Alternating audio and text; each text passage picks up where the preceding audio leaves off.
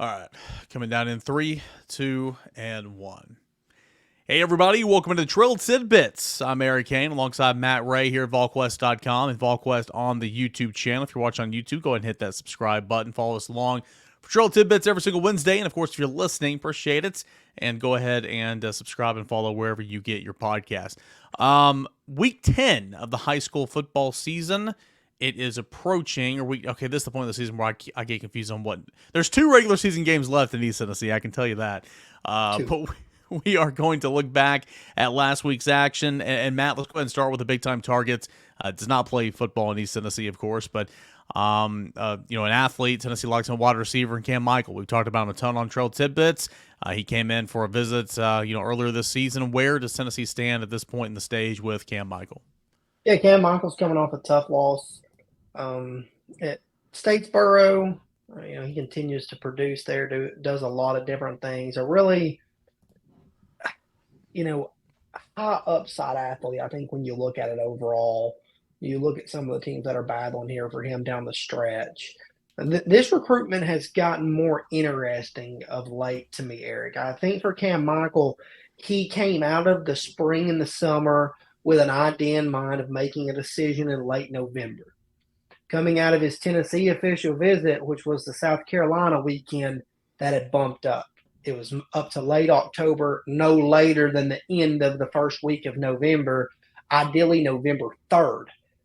So really just a couple of days into the month. Now that's changed. I still think that for Cam Michael right now, he's going to make a decision sometime around Thanksgiving, if not on Thanksgiving Day.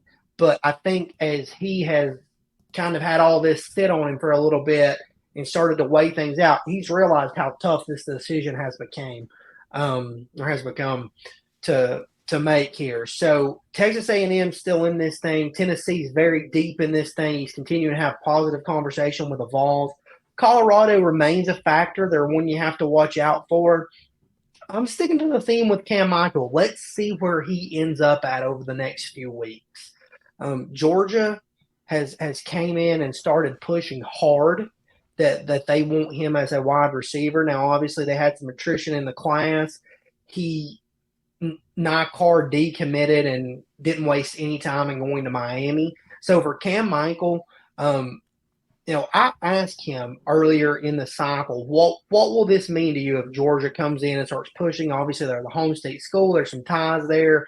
What's that going to feel like for you? And he didn't feel like it would be very genuine because they had recruited him as a cornerback for so long. Now, I think the key here is that Georgia started pushing for Cam Michael as a receiver before Nycar decommitted publicly. And I think that's something that stuck in his mind that, okay, that they were here where they were with a number of receivers and they still value me enough that they're going to try to push for me as a receiver right now. Then Nycar decommits, and obviously Georgia's push ups even more. So he tells me that he will visit Georgia on November 4th. I think he'll be back in Knoxville on November 18th if things go according to plan. So he could go somewhere potentially on November 11th. He could go somewhere this weekend. He was originally scheduled to be at Kentucky on an official visit. As of right now, I do not think that visit is a go. We'll see what happens moving forward. But right now, here at the middle of the week, I don't think that visit is a go. So again, where does Cam Michael end up at? There's a lot of question marks out there between now and then. But if he ends up back at Tennessee in the middle of the month, just a few days before he gets ready to decide, Tennessee has a chance to right the ship and keep things moving in a positive direction. The Vols have been a constant in this for him. He has a strong rapport with Kelsey Pope. He has a really good relationship with Joey Halsley and Josh Heupel. He continues to communicate with them daily. So, right now Tennessee's still in the thick of this, but it's just got a lot more condensed for Cam Michael here as the finish line is approaching. Yeah, Tennessee trying to add, to that wide receiver spot in the class. Cam Michael's been a name that we've heard an awful lot about for months. A newer-ish name, still in the class of 2024. It's a Virginia Tech commit. That's Chance Wiggins, 6'2.5", 6'3", about 200 pounds. He's been here to Tennessee to see a game earlier this season. What's the latest there with Wiggins and again, a Virginia Tech commit? Yeah, so Tennessee still keeping close tabs on Chance Wiggins. We'll see if they end up offering him ultimately, but he's talking to them frequently. He was here for the Texas A&M game. By all accounts, that visit went well. I think he's in the process of trying to weigh some things out in terms of his own recruitment. Tennessee's not the only school hitting him up. They're not the only school working quietly on Chance Wiggins. There's some other schools involved there. And obviously, Virginia Tech's fighting hard to hold on to him. But at the end of the day, if Tennessee's going to make a push there, they're going to have to offer him. They're going to get him back here for an official visit. I do like their chances of getting him back for an official visit if they push. And I think, again, some of that kind of depends on how things play out here over the next couple of weeks with Cam Michael. But we'll see where they go with Chance Wiggins. I think Chance Wiggins does a lot of different things that Tennessee covets. I think he's really good down the field, really good ball skills, the ability to run after the catch. And he's a bigger frame guy. He's a true vertical passing threat. And, that's something that Tennessee really covets, a guy that can go up and high point the football pretty naturally. So, we'll see where things go with Chance Wiggins. But he is talking to Tennessee consistently. He's enjoying what he's hearing, and we'll see if they get him back to campus at some point later in the cycle. Matt Ray, look at that separation right here in this highlight tape. You got to love it, buddy. Didn't see a lot of that in the second half against Alabama. I said what I said. I'll stick to it. Trying to add on to that running back position again in this class. You got Peyton Lewis. Daniel Hill is a name. He's been here a couple different times, official visits. Was here in the summer. Of course, he was here for a game a couple weeks ago. What can you tell me about Daniel Hill, the running back from Mississippi? Yeah, don't want to sound like I'm beating a dead horse here with Daniel Hill and Cam Michael, but where do they go over these next couple of weeks? Where does their decision timeline go? I mean, nothing's making these guys lock into a certain decision date. They're to the point where these schools are, going to wait until the end to, probably see where things go. Daniel Hill was, there was rumor out there that last week he would make it to South Carolina for an unofficial visit. That didn't happen. He did make it to Alabama this weekend. Took in an unofficial visit there. So, is there a chance Tennessee can get him back on campus? We'll see. If so, I would have to think it would be that Georgia game, but who knows? He's been really tough for any school to get to campus. I think it helps Tennessee's chances. I continue to think the Vols kind of sit as that middleman between Alabama and South Carolina right now. I think depending on who you ask, I think the Gamecocks have lost some buzz. But, we'll see where things go. When does he ultimately decide? And, for Daniel Hill, this decision timeline's been pushed around a good bit. He's locked in publicly a couple of dates and pushed those back. So he's clearly in no hurry. He's a guy that, I think is weighing this process out to try to make sure that he absolutely makes the right decision. He hasn't visited a lot of campuses, so I really don't look for a new school to get involved here or, a new school that may, be slowing things down for Daniel Hill. I think it's just these three schools, and once he wakes up, in the middle of the night or wakes up that morning after sleeping on it and says, hey, I'm done, it's over, I'll make the decision, we'll see. But I do think that Daniel Hill's relationship with Jerry Mack is critical for the Vols is the longer this one goes. Those two have built a strong rapport, and Jerry Mack's been good at closing the deal. So we'll see. I do think Tennessee needs to get him back to campus, though, for sure. We'll highlight one more 2024 target before we look at a stat roundup for the week with 3 commits and then one hopeful target, at least from the JUCO ranks. Let's go to an offensive lineman. Talked about him a lot. Was here a couple weeks ago unofficially. Going to try to get him back for an official visit. Tennessee has climbed in this one. He is the number 1 ranked offensive tackle in the country, according to On3 and the On3 industry rankings. That would be Jordan Seaton. Absolutely. He is a massive priority for multiple programs across the country. And if you're Tennessee, you need to try to find a way to get this one done. I just think it probably means more to their offensive line class than any other offensive line class kind of that you're looking at.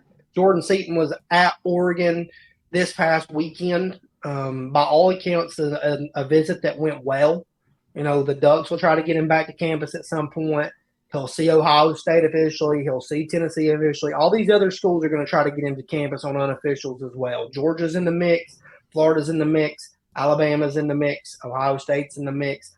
A lot of schools continuing to swing at Jordan Seaton. I think for Tennessee, you have to continue to show well. Your offensive line has to continue to impress him, and show that there's some development there. He came away really impressed with how John Campbell played when he was here for the South Carolina game. You're going to get him back for arguably the biggest game in Neyland Stadium this year, depending on how things shake out here over the next couple of weeks. But the Georgia game is still going to have a lot of implications to it.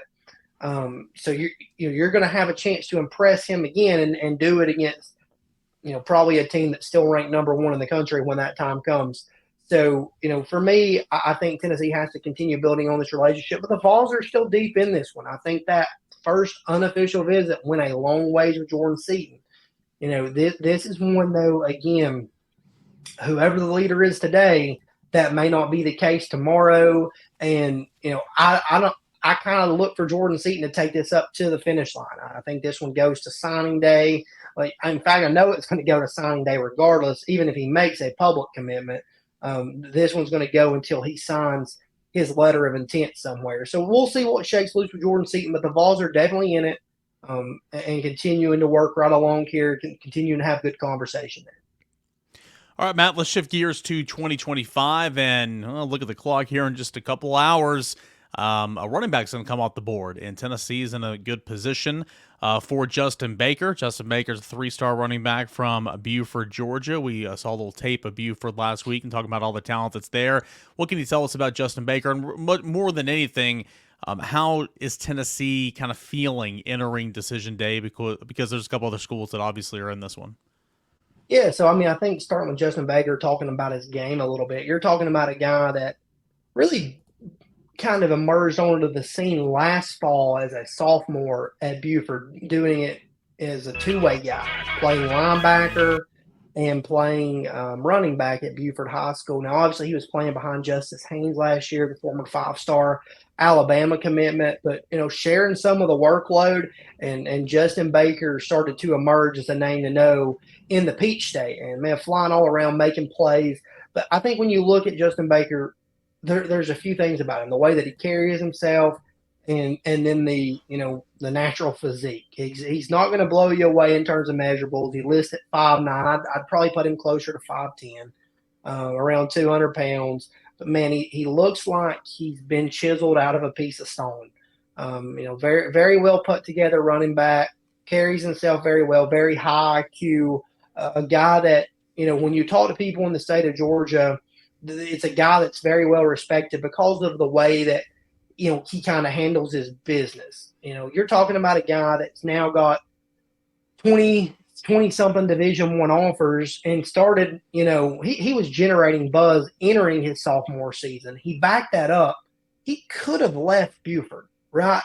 Justice Haynes transfers in for his final season at Buford. What was to keep Justin Baker there? There were plenty of other places that you can go and you can play. I think Justin Baker was loyal to that process. I think it benefited him. I think if you talk to people down there, he benefited from being behind Justice Haynes, saw how he did it, found that that's a level he wants to play at and continue to work toward. And I think he took a lot away from that. Now, here is a junior. It's really starting to come together. Buford's going to have a chance like they do every year to win a state title. He fits a lot of the things that you can do that Tennessee does, as you can see here in the film. He runs really well between the tackles. He's got really good balance, a really powerful first step. He moves really well, runs through tackles with his frame. He's just kind of a bowling ball. He just motors through contact. He finds a way to fall forward. So a really probably underrated running back prospect, in my opinion, when you look at it. A guy I think that has a chance to continue to climb the ranks. He's top 400 guy right now anyways, which I think already, again, he's coming out of the shadows of Justice Haynes. So he didn't have the stats that some of these other sophomores have and some of the game film that some of these other sophomores have, and was doing it both ways. But heading into the decision here, Tennessee, Eric, we talk about this a lot. January unofficials and junior days lay the groundwork for summer visits, and then you turn those around into game day visits Tennessee was able to get Justin Baker up here after offering him. They got him up here at the end of July. He visited again for a game day experience earlier in the season. He's related very well to Jerry Mack. Now, credit to Michigan, who I think is Tennessee's biggest competitor here in this one. They were able to do some of the same things, got in there a couple of times in the spring and summer, and I think there's probably some optimism on the Wolverine side heading into the decision. But right now, I think there's reason to be confident if you're Tennessee, given you take the visits, you take the relationship, you take the proximity to home. I think there's some reasons for the Vols to be excited with him right now. But Justin is a kid that plays everything very close to the vest. He's very high IQ. He's very deliberate in everything that he does. There are a few schools factoring in here for Justin Baker, but you have to like Tennessee's chances going into this one. Yeah, and we'll see one way or the other if he's going to be a future volunteer or not. That's a commitment announcement coming up here in just a couple hours. What is it, 7 o'clock Eastern? 7 to 7:30. Okay, Eastern time. So again, here in just a couple hours to see if Justin Baker is going to be a part of the class of 2025. Let's look at some guys who are a part of the class of 2024 in our weekly stat roundup for Tennessee recruits and commits. Let's start with Braylon Staley, a guy that is always good at sharing stats, a guy that posts a lot of good stats every single week. Just a modest 56 yards, nothing doing, 3 receptions, but of those 3 catches, 2 goes for scores. One of the more underrated guys, if you can even call him that in this class. Maybe just because there's a 5-star receiver also in this class. But I think that's Braylon Staley. Continues to have just such a great year. Yeah, just continues to make big play after big play. And I'm looking it up right now because I meant to earlier in the day. We appreciate all the schools that put their stats up week over week, and it's pretty tough trying to do something and talk at the same time, isn't it? It is pretty tough trying to do something and talk at the same time here. So Braylon Staley told us, obviously Braylon Staley, a friend of the show, yes, told us earlier in the year that the goal for him was ultimately to get to 1,000 yards. So right now, 49 receptions for 853 yards and 10 touchdowns. And Strom Thurmond is 7-2. So he needs a patented Braylon Staley about 156-yard night to get it in the regular season, but obviously they're going to the playoffs. So Braylon Staley will have a chance to eclipse that 1,000-yard mark. So good for him. And I do agree. Maybe not an underrated guy, but a guy that just sometimes gets forgotten. I think he's the guy, Matt, that you think about after you think about Mike Matthews, obviously. Because like Mike Matthews is going to be that guy that everybody talks about. It's like, oh yeah, Braylon Staley, one of the best wide receivers in the state, one of the best athletes from the state of South Carolina. Yeah, absolutely, and a state that's getting, continuing to produce more and more talent.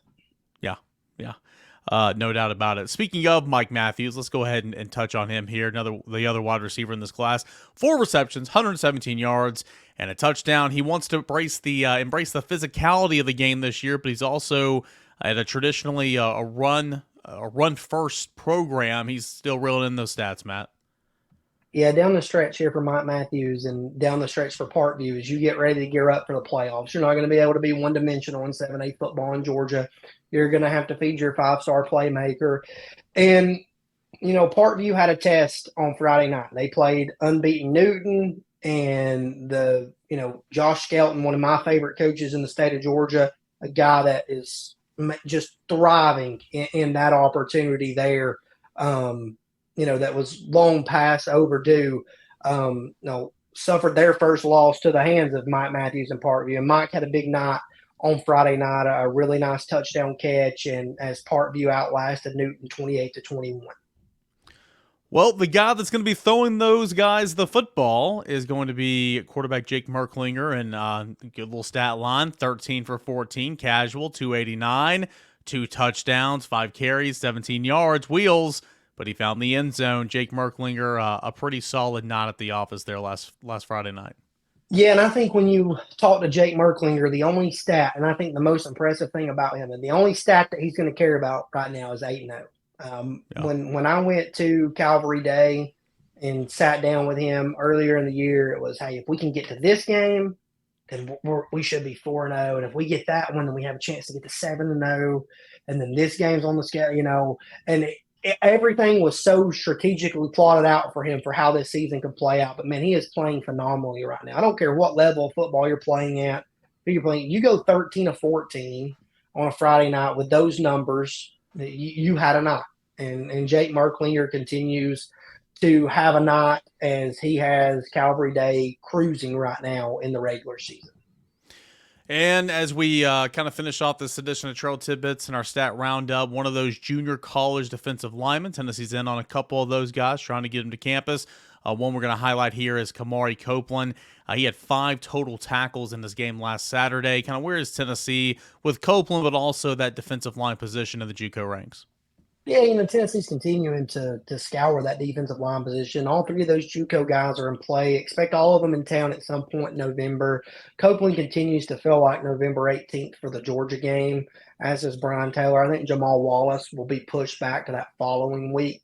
And then obviously Elias Williams is still in play as well, the Missouri commitment from the state of Florida. So I think Tennessee will have a chance to get him back up in November as well at some point.